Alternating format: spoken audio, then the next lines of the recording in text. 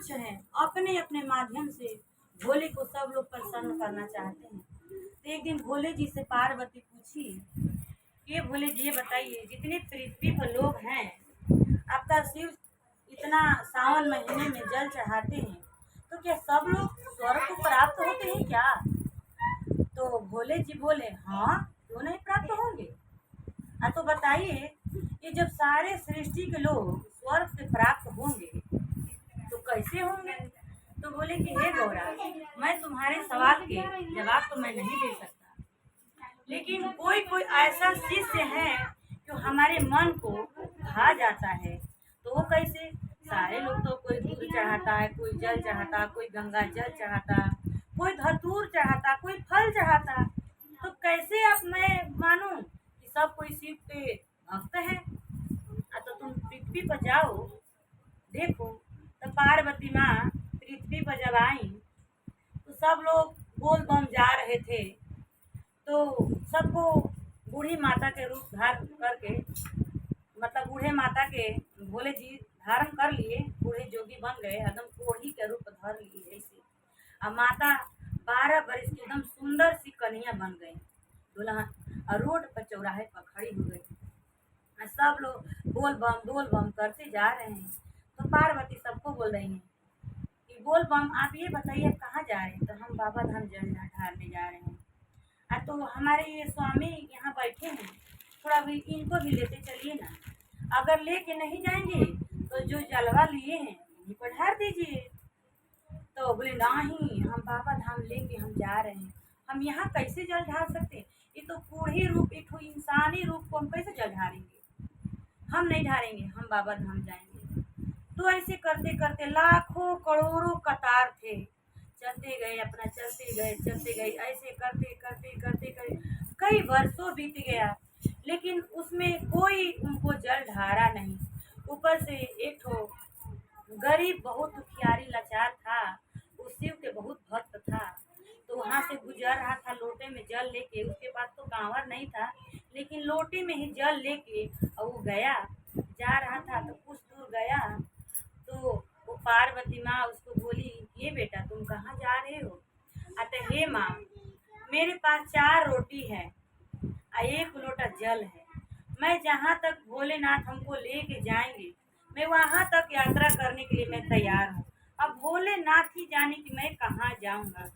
तो बोली पार्वती माँ, ये काम करो, मेरी बात मानो, मेरे पास में एक कुटिया है, ये हमारे स्वामी के वहाँ उठा के रख दो और फिर उन्हीं को जल चढ़ा देना, अब कहीं मत जल चढ़ाने जाना। तो बोलता है लड़का कि हे माँ, आज के युग में इतनी कोढ़ी रूप जो आपके स्वामी हैं, आप सेवा कर रही हो, वो बहुत भाग्य हो, अभाग्यशाली हो।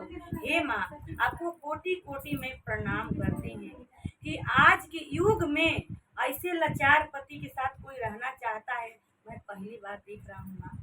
आप सच में साक्षात देवी के रूप हैं, ऐसा उसका मन में आया। तो बोले कि जब इतना हमको देवी के रूप तुम मान रहे हो, तो भोले जी के लेके चलो कुटिया में। तो भोलेनाथ साधु रूपी में थे, कोढ़ी के रूप में उनको उठाए और कुटिया में लेके गए। तब बोलते हैं कि इन्हीं पर जल चढ़ा दो। तो उन पे जैसे जल चढ़ा रही हैं तो पूरा कुआं बन जा रहा है, दलदल ऐसे कुआं बन जा रहा है। तो बोलती है माँ, ये बाबू इसमें डुबकी तुम लगाओ। तो लड़का बोलता है माँ, आप जब इनको इतना सेवा करती हैं तो हमको आप दलदल में नहीं डाल सकती। ये दलदल क्या चीज़ है? मैं और कुछ बोली तो मैं और कुछ करने के लिए मैं तैयार हूँ। हम भोलेनाथ के दर्शन के लिए जाते हैं, यहाँ कोई भूखा मर रहा है, हम जल चढ़ाएंगे तो कोई मतलब नहीं है। हम जो भी करेंगे हम भगवान के सच्चे दिल से मानते हैं, तो हम जहाँ भी 1 लोटा जल अर्पित करेंगे वो महादेव की है पहुँच जाएगा। तो वैसे वो कुआं में छलांग लगाए, तो जैसे कुआं में घुसे तो देखे कि बेलपत्ती, धतूरा, पूरा मतलब पंछी चहचहाती हुई दिख रही है, और वहाँ एकदम सुंदर सा भोले जी की मूर्ति है। तो बोली कि अब तुम बैठ जाओ और सोचो कि तुम बाबा ही धाम आ गए हो।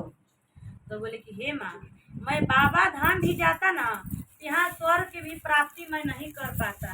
जितना मैं भोले के चरण छू के मैं सब चीज मैं प्राप्त कर लिया, यही हमारा स्वर्ग है और यही हमारा नर्क है। हे माँ, हम अब कहीं नहीं जाएंगे। हम सोचिए कि हम बाबा धाम में ही जल ढारे हैं। वो इतना प्रसन्न हो गया साधु रूपी जोगी के देख के, उसको साक्षात भोले जी दर्शन दिए, उसको वरदान दिए। तो पार्वती बोली कि हे भोलेनाथ, हम मान गए कि कौन स्वर्ग में जाता है और कौन नर्क में जाता है। तो सभी जाते हैं यात्रा करने के लिए, कोई 100 में एक ही होता है कि भोले का भक्त होता है। हम भी हैं 100 में एक। हमारे मन में क्या है वो तो भगवान ही जान सकते हैं। तो उनका वो लड़का तो वहाँ परीक्षा पास हो गया। भोले जी उसको धन दिए, उसको दर्शन दिए और अंतरिक्ष में उसको सब कुछ भर दिए। हे गुरु जी, जैसे उसको भरे उसके हमारी सारी शिष्यों को दो, हमको भी देता है पीछे प्रभु। सबका भला करना तो हमको ही भला करना। हे शिव गुरु दया करिए, हे शिव गुरु दया करिए। ऐसे होते हैं दयालु हमारे प्रभु।